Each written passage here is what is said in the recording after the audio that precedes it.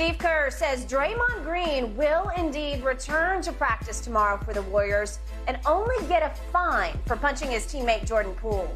Kerr dove further into the situation yesterday. You're going to want to hear it. Take a listen. We feel like this is the best way, after assessing everything, for us to move forward. It's never easy. No matter what decision you make in a situation like this, it's not going to be perfect. This is the biggest crisis that we've ever had since I've been coach here. It's really serious stuff. I trust him. He broke our trust with this incident, but I'm giving him the benefit of the doubt because I think he's earned that, and I think our team feels the same way. So he knows he needs to regain that. Shannon, what do you think here? Are Steve Kerr and the Warriors handling the situation correctly? Yeah, I'm going to disagree with Steve Kerr on this one, Skip. I believe he should. I don't believe that the punishment fits the crime. So I'm just wondering, if I'm Jordan Poole, this is what I'm hearing. Draymond Green got a game for hurting Kevin Durant's feeling. He gets nothing for punching me in my jaw. So in other words, Kevin Durant's feelings are more important than me getting punched in the face. And it says, basically says, you know, well, I trust him. Well, I don't. It's like, well, we feel this, is that what Jordan Poole feels? Jordan Poole feels this is the best way to move forward?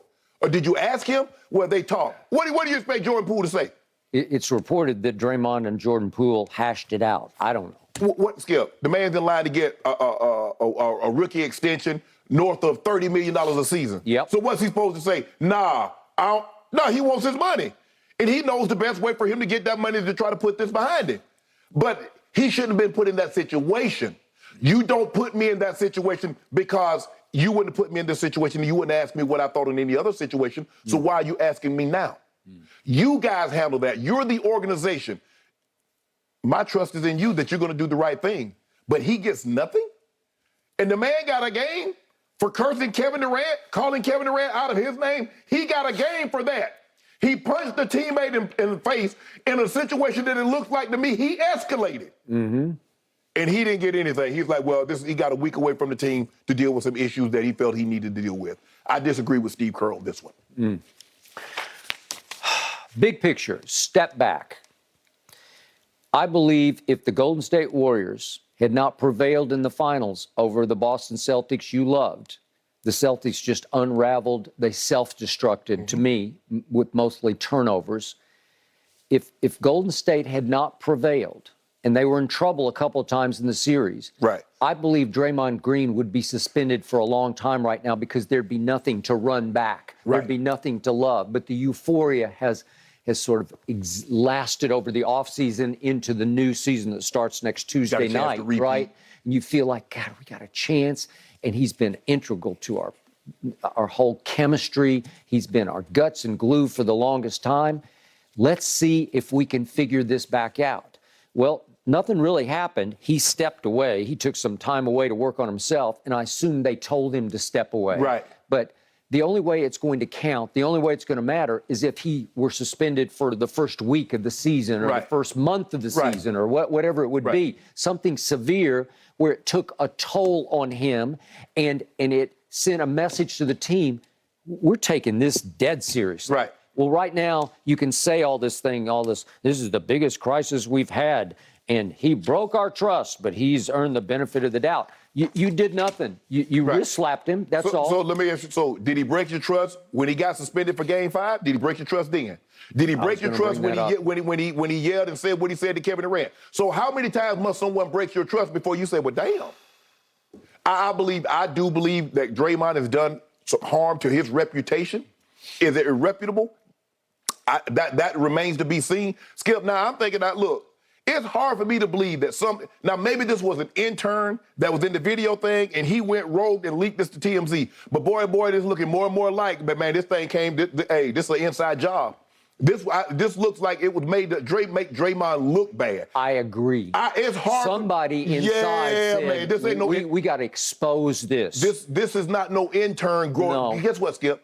There's only like 3 or 4 people in the video department. No. Somebody wanted to expose Draymond for what he really is, okay? And to your point, he called LeBron James the B word so loudly, and he'd kicked several people in the midsection. Yes. Starting with Steven Adams, and then he goes up the court and gets tangled up with LeBron and tries to kick him in the midsection, right? And Kiki Vandeweghe says, I've seen enough. I'm going to suspend him for a Game 5 of the finals. I never thought in my wildest dreams, my life, I would see that ever happen, to take the guts and glue guy away. And it did seem to turn the tide in favor of the Cleveland Cavaliers. Well, that's on Draymond. He's the one who started that, and then it got finished. Then, to your point, he called Kevin Durant the B word while they're sitting on the bench beefing at each other over who gets to bring the ball up the court.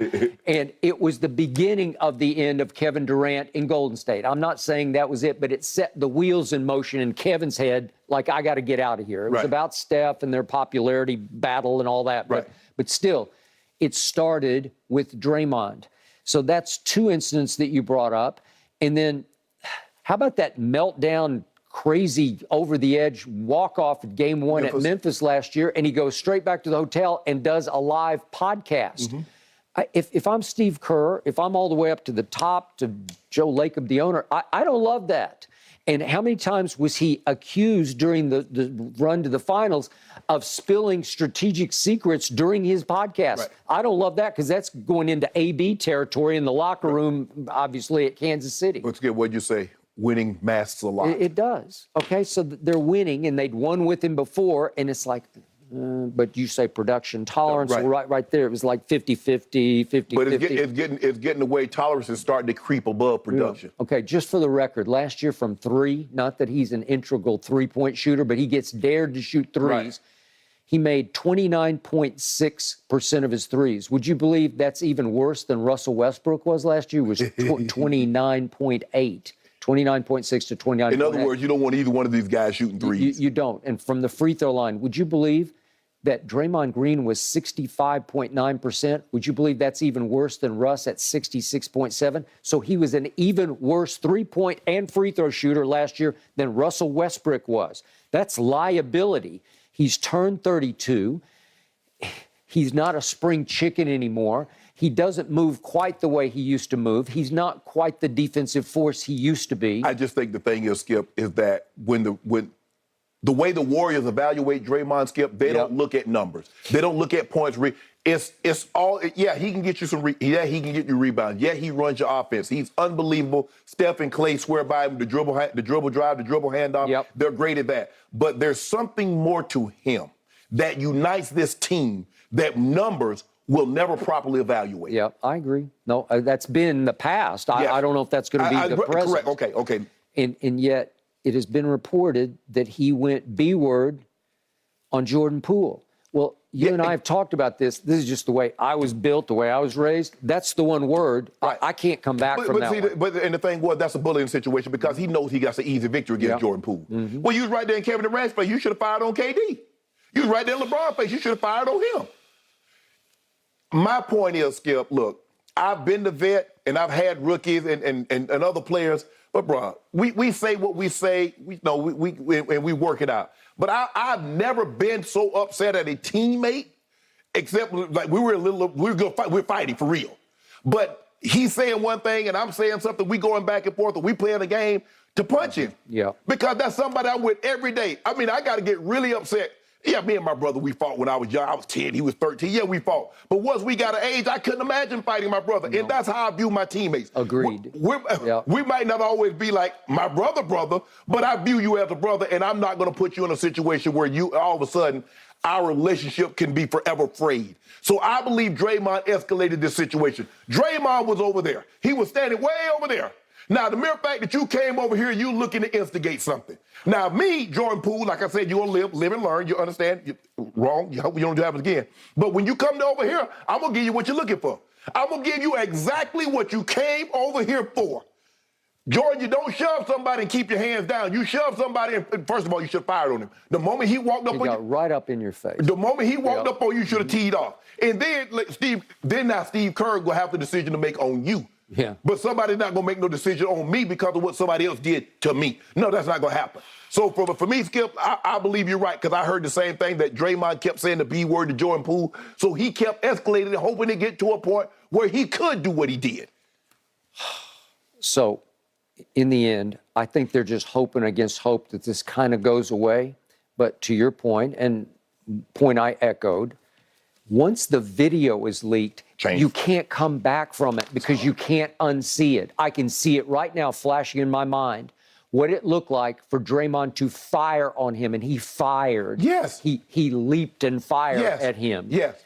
And fortunately, reportedly, Jordan Poole wasn't hurt by it, so I guess he didn't land flush. Right. This lasts forever. It would have been better. He'd have been in a street fight, and no one saw it. Yep. But this is forever.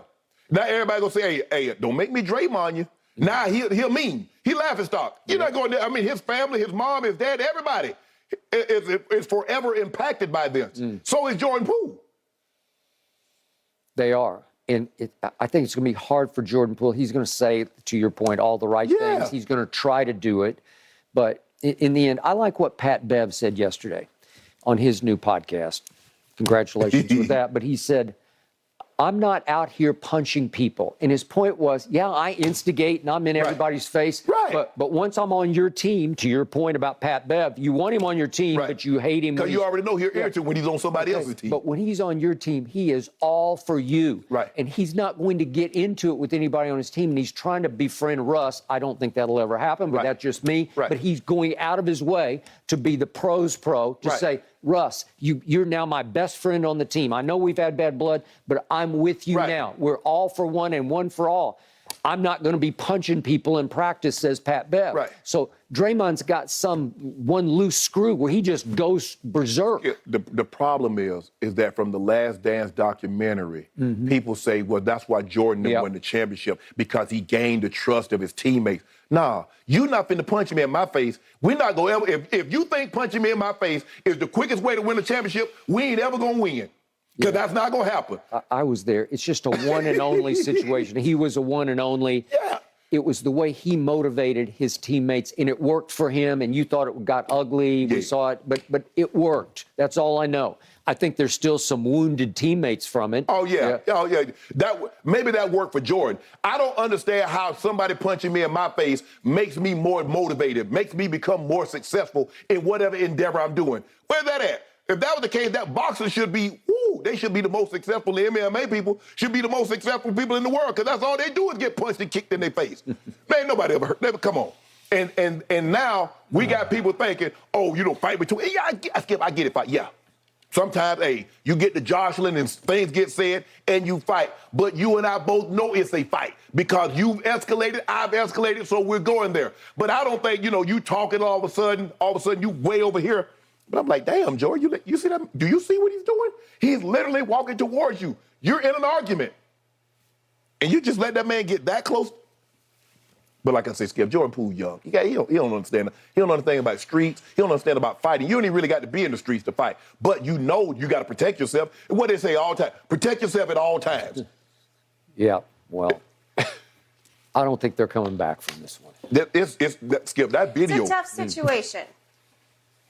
It is a tough situation, that's for sure, guys. So Draymond's been away from the team since the incident, again, rejoining the Warriors tomorrow, and he is expected to play in that final preseason game Friday.